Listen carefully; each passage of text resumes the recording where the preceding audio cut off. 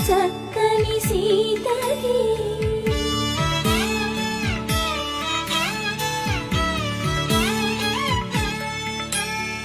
పుడతవి పునవేలు విడిచిన పుడమియల్లుడు రాముడే ఎడమ చేతను శివుని విల్లును ఎత్తిన